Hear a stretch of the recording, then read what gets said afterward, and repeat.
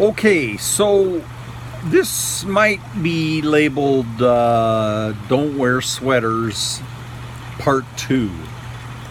Because I've been thinking about this whole episode of what are we going to do about white men and their position of power and all of the women who've been improperly propositioned, assaulted, raped, groped, etc. How are we going to handle all this? And my own personal experience was that the other day at Thanksgiving, I happened to let it out that as I reviewed my own bad behavior in this world, the worst was that I'd asked a secretary when I was in my 30s, and she was probably late 20s. I asked her if she would not wear sweaters to work. And boy, my older sister-in-law just communicated that I was the most disgusting, loathsome, low-down, no-good character on earth. And so I resolved in that moment, hell, I ain't fessing up to anything anymore, to anybody. I'm done with that. So I began to think about, in a conflict between any two groups of people, can there be peace between them before there is justice? So, of course, with the Palestinians and the Israelis, both of them are going to demand justice before they're willing to talk about peace. And so I look at these things called the Truth and Reconciliation projects of South Africa, and I think also there was one in the Balkans. But let's talk about South Africa. Would a white man who had been in a position of power in the apartheid government, is he going to fess up to the stuff that he did if he's looking at punishment? And is he going to fess up to it in the face of judgment by black folks that he saw do heinous, reprehensible things? Like, for example, one of the things that black folks used to do to each other was the necklace, and that would be they'd put a tire around somebody's neck as they were trussed up and couldn't move, fill the tire with petrol and light it on fire, and the person would then burn to death with this flaming tire around their neck. So as a white man who's done terrible things, is he going to allow himself to be judged by others who have done terrible things? And especially, is he going to submit to punishment by them?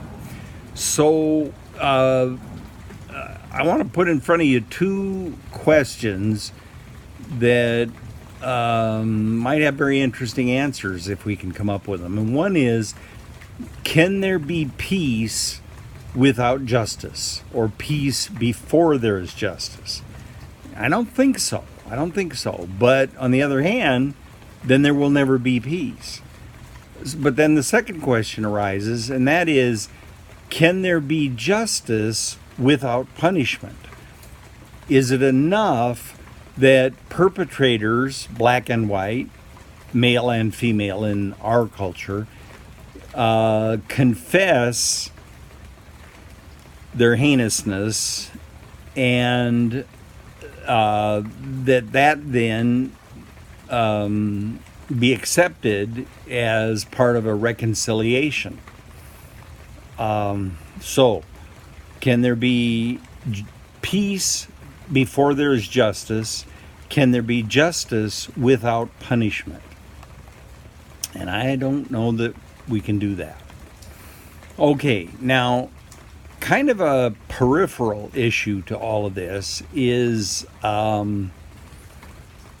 what is it that women dress to accomplish? Let us just suppose that not because of something men did, let's just not try to imagine how it happened. But let's suppose that all women wore gray sweatsuits with no logos on them, no pink on the butt. They were all gray and they had no writing on them.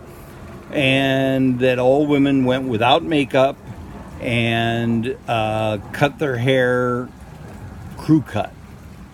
Now, what motivates a woman to leave that very safe environment where men are not likely to find her a sexual object, to leave that and grow out her hair, put on makeup, wear hot pants and a cashmere sweater with a bullet bra? What would cause a woman to do that? Now, I have a hypothesis, and that is that those things. So first off, you want to look at, would it be possible for a young woman to choose clothing that was attractive to other women, but was not sexually attractive to men? So, men wear suits, blue suits, white shirts, college ties, and Brougham shoes with matching socks.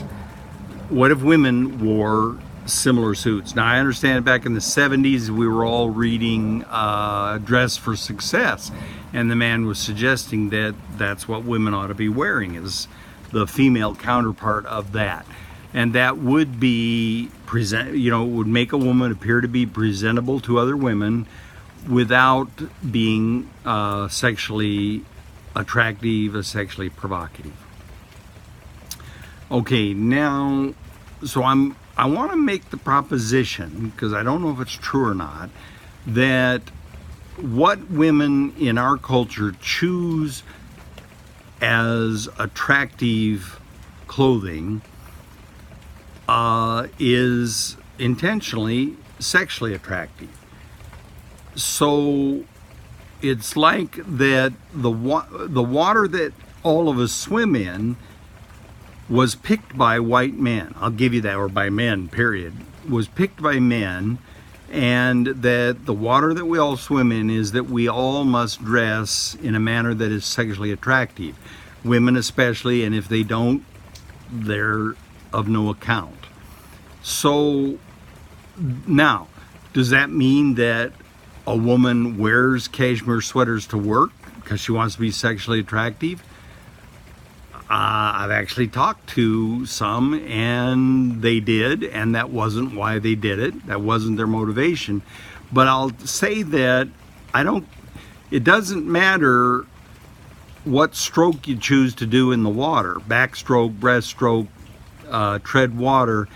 If the water was chosen by someone else, it kind of doesn't matter what your motivation was. So the prevailing culture is that we're all supposed to be sexually attractive to each other, and it kind of doesn't matter that you don't want to be. Okay, so let's go back now to, here's a hypothetical that I was posing to my wife.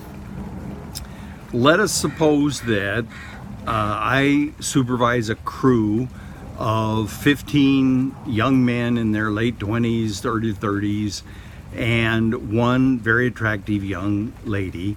And I notice that every Wednesday she wears a cashmere sweater and no brassiere, or maybe a cashmere sweater and one of those bullet bras from the 1950s.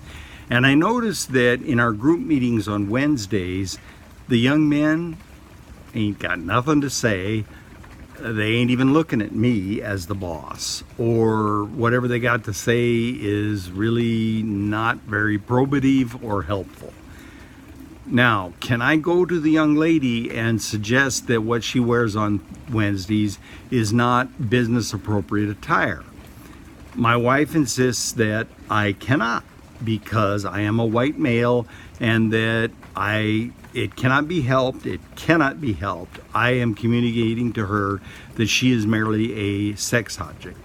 Now, can a woman supervisor approach her and say, hey, on Wednesdays, could you pick something else that's not really business?